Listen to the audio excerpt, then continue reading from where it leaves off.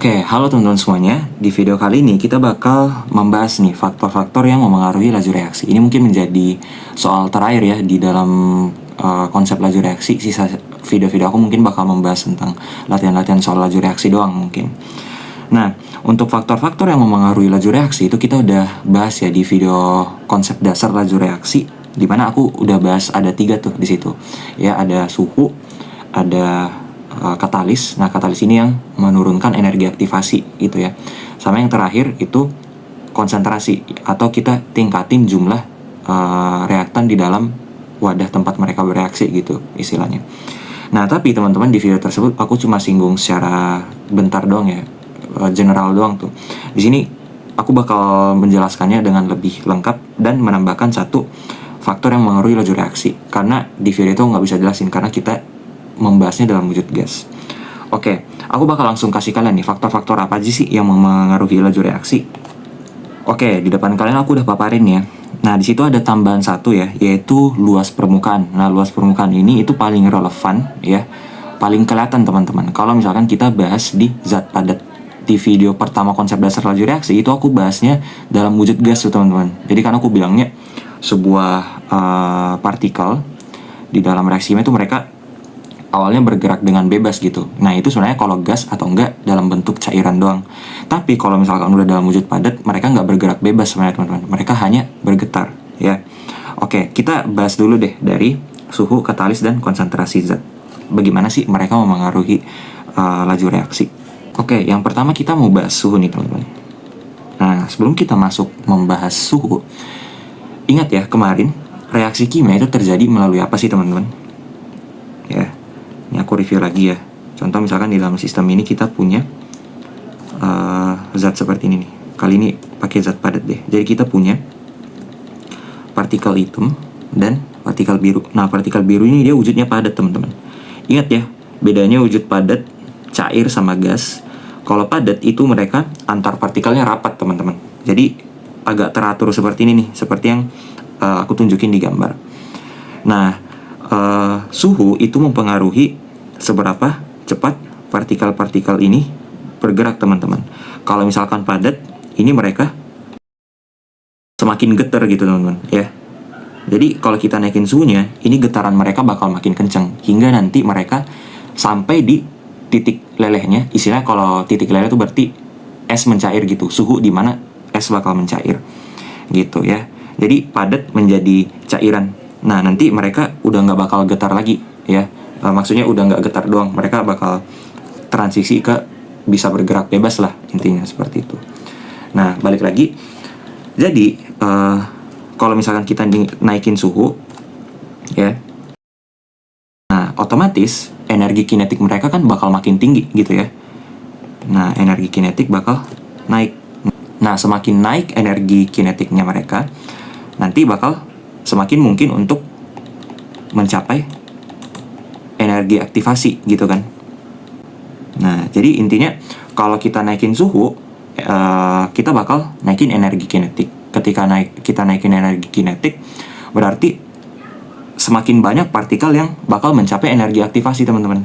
Kalau misalnya partikel udah sampai energi aktivasi, pasti reaksi kimia udah terjadi. Seperti itu ya. Nah, untuk konsep energi aktivasi, kalian boleh buka lagi nih di video tentang konsep dasar laju reaksi. Aku udah jelasin tuh ya.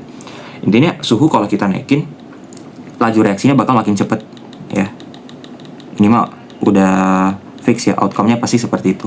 Kalau misalnya banyak partikel yang mencapai energi aktivasi, ya pasti laju reaksinya bakal semakin cepat seperti itu. Oke, itu yang pertama. Nah, yang kedua itu ada katalis ya. Nah, katalis ini itu mekanismenya seperti ini teman-teman.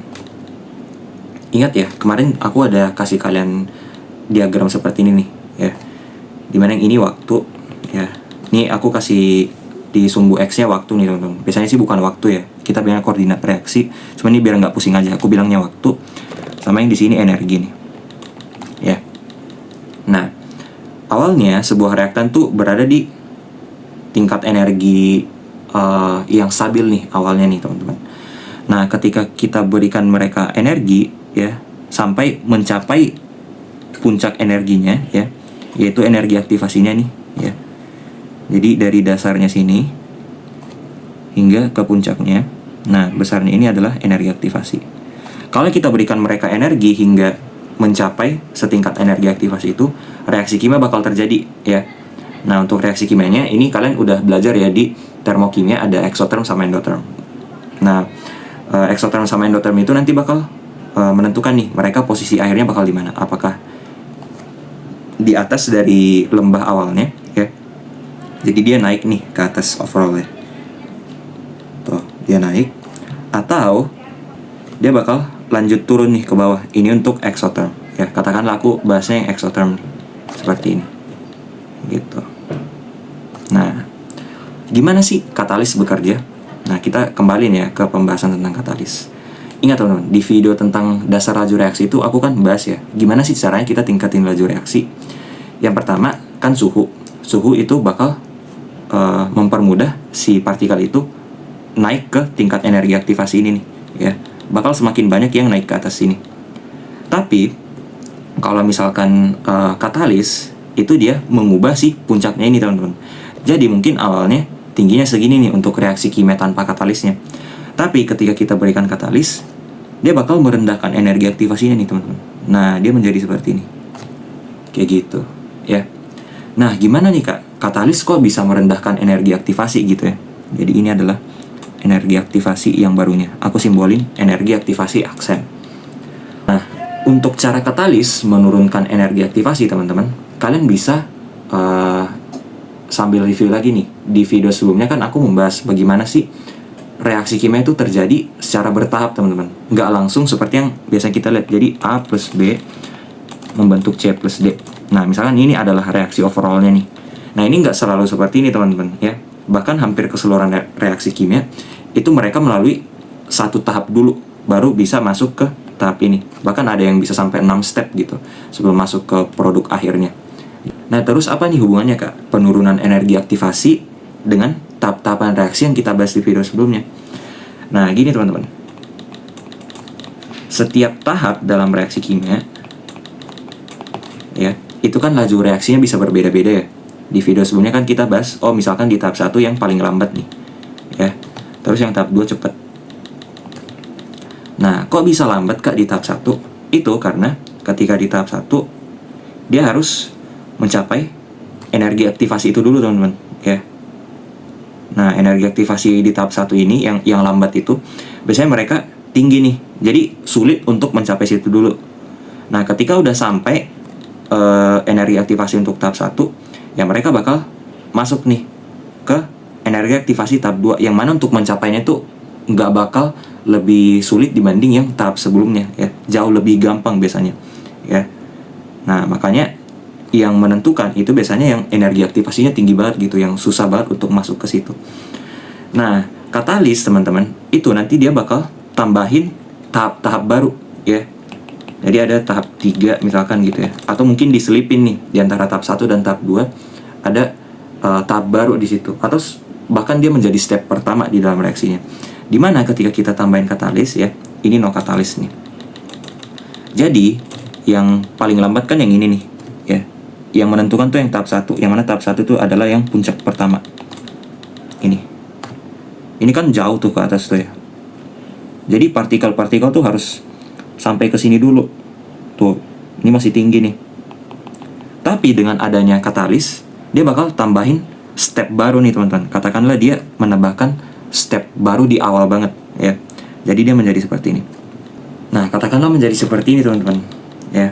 Ini buat simplifikasi aja nih ya. Sebenarnya nggak sesimpel yang bakal aku paparin. Cuman kalian bayangin kayak gini nih. Jadi yang ini aku bedain warna deh. Ini adalah yang awalnya tahap kedua nih. Ini yang cepet gitu ya. Nah, kemudian yang tahap 1 itu yang ini nih. Ya, ini yang awalnya tahap 1. Nah, ketika kita tambahin katalis, yang ini nih ya. Jadi dia membentuk bukit baru yang untuk mencapai bukit tersebut tuh mudah banget. Makanya secara overall energi aktivasi yang ngaruh tuh yang ini doang nih. Kita perhatinya yang katalis doang. Jadi nanti ketika kita gambarin bakal menjadi seperti ini. Secara overall ya kita pedulinya kan energi aktivasi yang ini kan, yang paling lambat gitu, reaksi yang paling lambat. Nah, jadi seperti itu ya cara katalis memendekkan energi aktivasi. Nah, jadi kita bisa simpulin ya bahwa katalis ini dia mengecilkan energi aktivasi dengan cara seperti apa? Yaitu dengan menambahkan atau bahkan dia bisa memodifikasi gitu ya teman-teman. Dia bikin jalan baru nih, memodifikasi tahapan reaksi gitu ya. Nah, yang mana ketika dia memodifikasi ini, energi aktivasinya bakal jauh lebih rendah. Ketika energi aktivasi jauh lebih rendah ya, otomatis bakal semakin banyak partikel yang dapat mencapai energi aktivasi tersebut gitu kan. Nah, kalau banyak yang bisa mencapai energi aktivasi, otomatis laju reaksi bakal naik seperti itu teman-teman ya. Oke, sama nih ya seperti di suhu tadi. Intinya kita mau membuat banyak partikel tuh bisa mencapai energi aktivasi teman-teman. Nah, itu dia tadi untuk pengaruh katalis ya. Selanjutnya itu adalah pengaruh konsentrasi zat. Nah, ingat di video-video sebelumnya kita udah membahas ya bahwa kalian bisa menganggap nih konsentrasi itu adalah jumlah mol di dalam 1 liter wadah ya. Jadi misalnya kita punya wadah, ini volumenya 1 liter nih. Nah, konsentrasi itu adalah berapa mol di dalam wadah seliter ini gitu ya. Nah, ini sebenarnya kalian bisa pikirin sendiri nih ya teman-teman. Laju reaksi itu dipengaruhi sama konsentrasi zat dengan cara seperti apa? Ya, lihat aja nih. Ya, kemarin aku bahas bahwa laju reaksi itu terjadi melalui pertemuan antara dua partikel kan. Jadi misalkan biru sama hitam mau ketemu nih. Nah, kalau mereka mau ketemu, itu kan mengandalkan peluang gitu ya. Seberapa mungkin mereka ketemu, itu ditentukan oleh jumlah partikel mereka sama ya seberapa cepat mereka bergerak. Nah, kalau kita nambahin jumlah partikel, which is kita nambahin konsentrasi zat kan. Jadi awalnya segini, kita tambahin jadi sebanyak ini nih. Nah, kalau sebanyak ini, ya obviously ya, ini kan pasti ya laju reaksi bakal semakin tinggi gitu kan. Ya, karena semakin banyak partikel yang bakal bisa saling bertabrakan teman-teman. Ya, semakin banyak intinya partikel yang intinya memiliki peluang untuk mencapai energi aktivasi ya. Aslinya sih sebenarnya lebih akurat seperti itu. Cuman kalian untuk ingetnya ini lebih gampang seperti ini teman-teman ya. Dan nggak salah itu kok kalau kalian mengingatnya dengan cara seperti ini. Nah, kesimpulannya apa nih teman-teman? Kalau misalkan konsentrasi zat kita naikin, nah zat yang mana nih yang kita naikin? Terserah ya, mau yang hitam kek, mau yang biru atau dua-duanya. Yang penting dua-duanya tuh masuk ke tahap reaksi yang lambat teman-teman. Kalau misalnya salah satunya masuk ke yang cepat, kalian naikin yang itu pun kan nggak bakal ngaruh ya. Kita udah bahas di video sebelumnya ya. Yang penting mereka order reaksinya tuh nggak nol. Kalau kalian naikin konsentrasi zatnya, laju reaksinya juga bakal semakin naik gitu ya. Oke, faktor terakhir yang memengaruhi laju reaksi itu adalah luas permukaan teman-teman. Oke, apaan? Luas permukaan tuh apa sih ya? Bayangin gini teman-teman. Ketika sebuah zat itu wujudnya padat, menurut kalian yang bisa bereaksi tuh yang mana nih? Kalau misalkan di luarnya ada partikel-partikel yang bakal bereaksi dengan dia nih ya. Menurut kalian yang bisa bereaksi itu apakah yang di luar ini ya, atau yang di dalam, atau mungkin dua-duanya? Apakah yang di dalam itu juga bisa bereaksi juga gitu? Nah, jawabannya yang benar itu hanya yang di luar ya. Jadi yang bereaksi hanyalah yang ada di permukaan teman-teman. Jadi semakin banyak zat tersebut yang ada di permukaan, ini betulnya konteksnya kita cuma bahas untuk yang zat padat ya. Kalau zat padat tuh dia bakal seperti ini. Tapi kalau liquid atau gas itu biasanya bisa masuk tuh ke antara molekul-molekul cairannya. Jadi dia bisa masuk ke sela-sela sini untuk bereaksi. Tapi kalau padat nggak bisa teman-teman biasanya ya. Nah, kalau misalkan padat, jadi yang bisa bereaksi itu hanyalah yang ada di permukaan. Nah, luas permukaan ini menentukan nih teman-teman. Ada berapa banyak zat di permukaan. Semakin besar luas permukaannya, ya pasti jumlah zat yang ada di permukaan juga makin banyak gitu kan. Kayak gitu. Jadi kesimpulannya, semakin tinggi luas permukaan, ya, zat yang berkontak itu bakal semakin tinggi juga. Nah, otomatis otomatis laju reaksinya itu bakal semakin tinggi gitu ya. Karena semakin banyak partikel yang bisa bereaksi gitu teman-teman.